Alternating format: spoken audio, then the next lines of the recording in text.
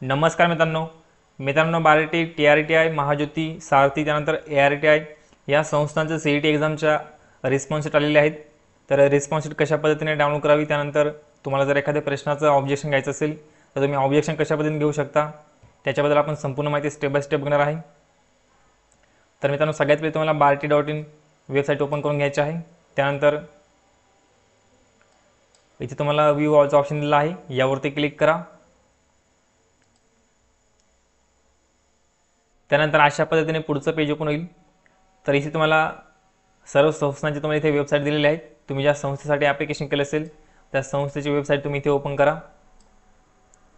तर इथे सर्व संस्थांची इथे वेबसाईट दिलेली आहे, तुम्ही इथे बघू शकता। त्यानंतर मित्रांनो अशा पद्धतीने पुढचं पेज ओपन होईल।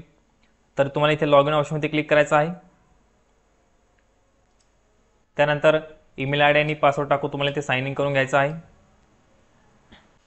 साइन इन केल्यानंतर अशा पद्धतीने पुढचं पेज ओपन होईल।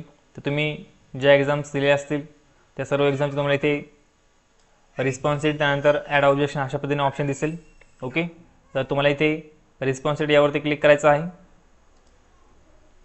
त्यानंतर मित्रांनो अशा पद्धतीने रिस्पॉन्स शीट ओपन होईल। तर तुम्हाला इथे तुमचा रोल नंबर, तुमचं नाव, त्यानंतर एक्झामचं नाव, त्यानंतर एक्झाम डेट अँड टाईम अशा पद्धतीने माहिती दिसेल। खाली तुम्हाला इथे क्वेश्चन आय डी दिलेले आहेत। ओके, आणि त्यानंतर खाली तुम्हाला ऑप्शन्स दिलेले आहेत। तर इथे तुम्हाला क्वेश्चन दिलेला आहे, त्याचे तुम्हाला खाली ऑप्शन दिलेले आहेत। त्यानंतर खाली तुम्हाला इथे ॲन्सर गिव्हन बाय कॅन्डिडेट, तुम्ही कोणता ॲन्सर दिलेला आहे त्याचं तुम्हाला इथे ऑप्शन दिलेला आहे। त्यानंतर करेक्ट ॲन्सर कोणतं असणार आहे ते तुम्हाला खाली दिलेलं आहे। तर मित्रांनो तुम्हाला हे ऑब्जेक्शन घेण्यासाठी हे क्वेश्चन आय डी त्यानंतर ऑप्शन आय डी नंबर हे सर्व तुम्हाला कामात येणार आहे। ओके, त्यामुळे तुम्हाला रिस्पॉन्स शीट सगळ्यात आधी तुम्हाला डाउनलोड करून घ्यायचं आहे आणि त्याच्यानंतरच तुम्हाला ऑब्जेक्शन घ्यायचं आहे। त्यानंतर तुम्ही जर बरोबर आन्सर दिले असेल तुम्हाला अशा पद्धतीने ग्रीन कलरमध्ये दिसून जाईल। ओके, तर तुम्हाला वरती क्वेश्चन दिसेल, त्यानंतर खाली तुम्हाला 4 ऑप्शन्स दिसतील। त्यानंतर तुम्ही कोणते आन्सर दिलेला आहे त्याची माहिती दिसेल। त्यानंतर करेक्ट आन्सर कोणतं असणार आहे ती तुम्हाला खाली माहिती दिसेल।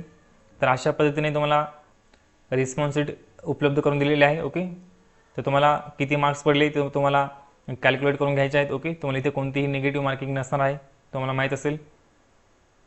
तर अशा पद्धतीने सर्व रिस्पॉन्स शीट तुम्ही डाउनलोड करून घ्या, तुम्ही जेवढे एक्झाम्स दिलेले असतील। त्यानंतर तुम्ही जर लॅपटॉपवरती किंवा कम्प्युटरवरती चेक करत असाल तर तुम्हाला इथे कंट्रोल P दाबायचं आहे। ओके, त्यानंतर अशा पद्धतीने PDF तुम्हाला सेव्ह करून घ्यायची आहे।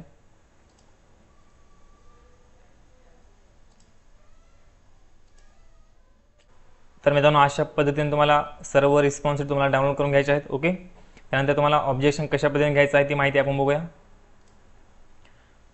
तर सगळ्यात पहिले तुम्हाला इथे लॉग इन करून घ्यायचं आहे। त्यानंतर तुम्हाला इथे खाली ॲड ऑब्जेक्शन अशा पद्धतीने ऑप्शन दिसेल। ओके, तुम्ही जेवढे पण एक्झाम दिले असेल सर्व ठिकाणी तुम्हाला रिस्पॉन्स शीट ॲड ऑब्जेक्शन अशा पद्धतीने ऑप्शन दिसतील। तर तुम्हाला ज्या एक्झामसाठी ऑब्जेक्शन घ्यायचं असेल त्याच्यापुढे तुम्हाला ॲड ऑब्जेक्शन यावरती क्लिक करायचं आहे। त्यानंतर मित्रांनो अशा पद्धतीने पेज ओपन होईल। तर तुम्हाला इथे सगळ्यात पहिले क्वेश्चन आणि तुम्हाला इथे सिलेक्ट करून घ्यायचं आहे। ओके, तर तुम्हाला ही सर्व माहिती तुम्हाला तुमच्या ॲन्सर कीवरती रिस्पॉन्स शीटवरती तुम्हाला भेटून जाईल। ओके, तर इथे क्वेश्चन आणि तुम्हाला सिलेक्ट करून घ्यायचं आहे। त्यानंतर टाईप ऑफ ऑब्जेक्शन यावरती क्लिक करायचं आहे। तर इथे तुम्हाला टाईप निवडून घ्यायचं आहे। त्यानंतर ऑप्शन आय डी तुम्हाला इथे सिलेक्ट करून घ्यायचं आहे। तर ही सर्व माहिती तुम्हाला तुमच्या ॲन्सर कीवरती भेटून जाईल। ओके, त्यानंतर इथे कमेंटचं ऑप्शन दिलेलं आहे। तर तुम्ही ते तुमचा प्रश्न का बरं चुकलेला आहे त्याची तुम्ही इथे माहिती देऊ शकता। ओके, तुमचा प्रॉब्लेम तुम्ही इथे टाईप करू शकता। त्यानंतर अपलोड सपोर्टिंग एव्हिडन्स, तुमच्याकडे जर पुरावा असेल तर तुम्हाला ती पुरावा जोडायचा आहे। ओके, त्यानंतर ॲड ऑब्जेक्शन यावरती क्लिक करायचं आहे। तुमचं ऑब्जेक्शन त्या डिपार्टमेंटकडे जाईल। ओके, त्यानंतर ते चेक करतील आणि त्याच्यावरती ते ॲक्शन घेतील। ओके, तर अशा पद्धतीने तुम्ही ऑब्जेक्शन घेऊ शकता। तर आय होप मित्रांनो तुम्हाला सर्व माहिती समजली असेल। तर मित्रांनो अशा पद्धतीने तुम्ही ज्या संस्थेसाठी अप्लाय केलं असेल त्या संस्थेची तुम्ही रिस्पॉन्स शीट चेक करू शकता। तर मित्रांनो अशाच महत्त्वपूर्ण अपडेटसाठी आपल्या चॅनलचं जर पहिल्यांदा असेल तर आपल्या चॅनलला सबस्क्राईब करून ठेवा। भेटूया पुढच्या व्हिडिओमध्ये। धन्यवाद।